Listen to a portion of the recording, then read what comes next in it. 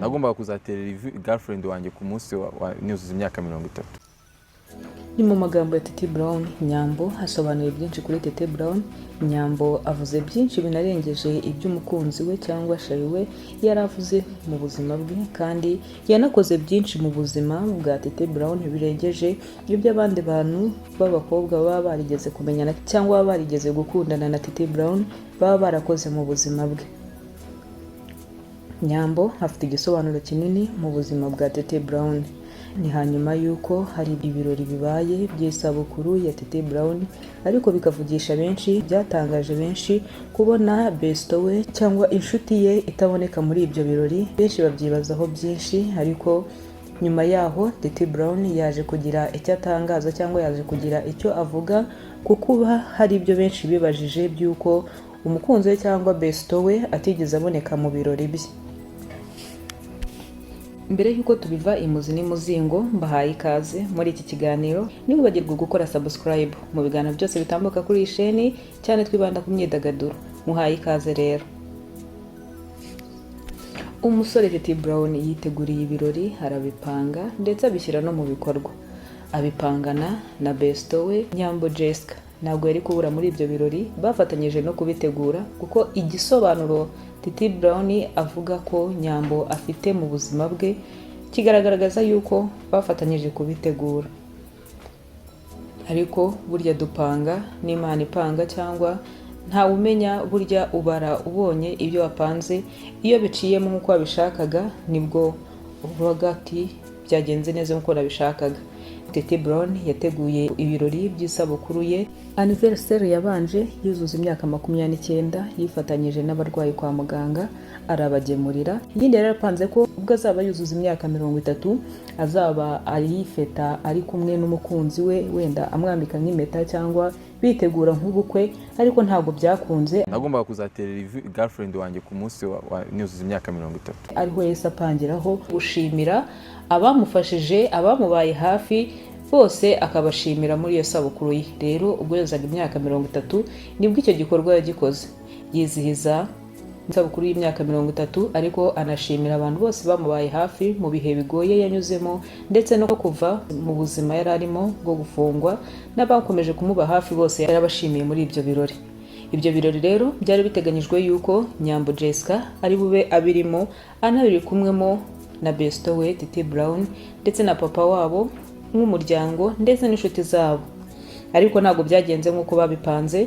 Titi Brown aho yari ari kuri avuze ko ari kuri pressure y'abantu, dore ko ibirori bitewe n'ukuntu byari bipanze, ukuntu byari biteguye, benshi nibigize bemera yuko nta rindi jambo ribuze kuvugirwa muri ibyo birori. Ntabwo batekerezaga ukuntu hateguye, ukuntu bimeze, ukuntu bambaye, ukuntu yapanze yari kwambara, ukuntu Jessica yari buze yambaye, byose ntabwo bumvaga ko biri buze kuba ari gusa ari anniversaire, dore ko benshi bahise banatangaza ko n'ubundi hari gutererwamo ivi, ahubwo ari kuritererwa akaza kugira ikibazo cy'uburwayi ntaze kuhaboneka.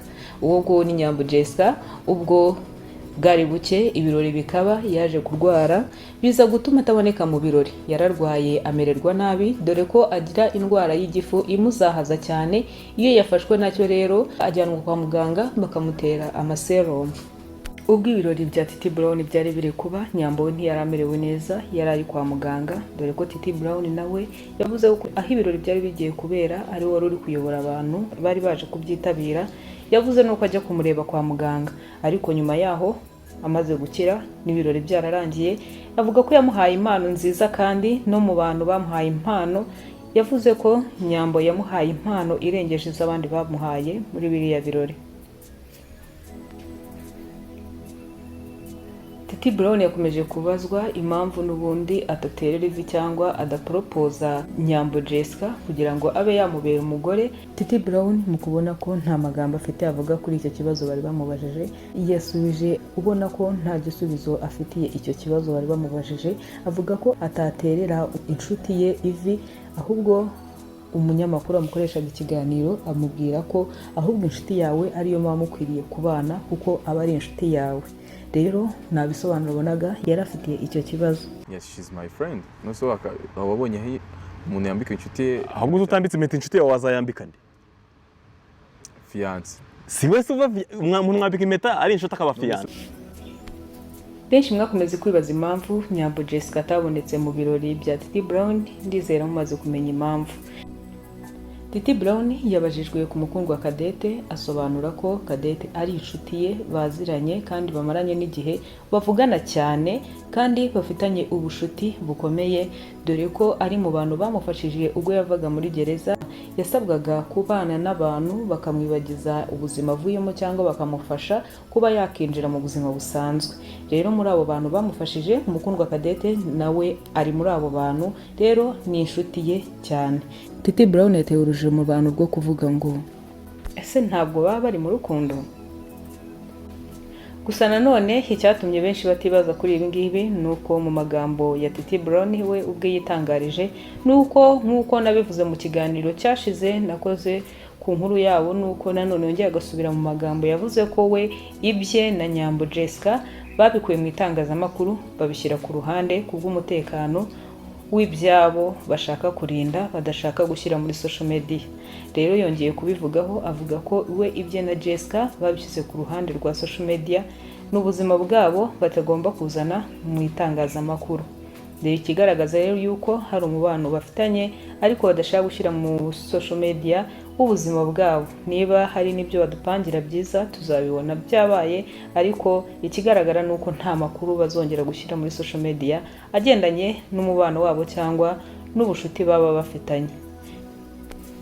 Mbere yuko inkuru tuyisoza, nanone ntabwo nareka kubabwira ku ikanzu yari kuzana mu birori bya Titi Brown cyangwa isabukuru ya Titi Brown, nuko kubera yarwaye akabura uko ahagera, iyo kanzu yayijyanye mu birori by'isabukuru ya Bwiza ubwo yuzaga imyaka 26. Yari ikanzu nziza bavuga ko bari bateguye y'umutuku n'igitare, ubona ko byari kuba ari ibintu byiza cyane, ariko ntabwo byakunze ko iyo kanzu yambarirwa mu birori bya Titi Brown, ahubwo yambariwe mu birori by'umuhanzikazi Bwiza.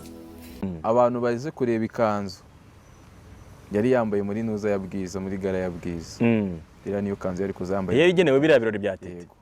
Barabibonye ko yari umutuku n'umweru. Reka iyi nkuru rero tuyisoreza ahangaha. Wakoze wowe twabanye, reka dusubire no mu bindi biganiro. Bye bye.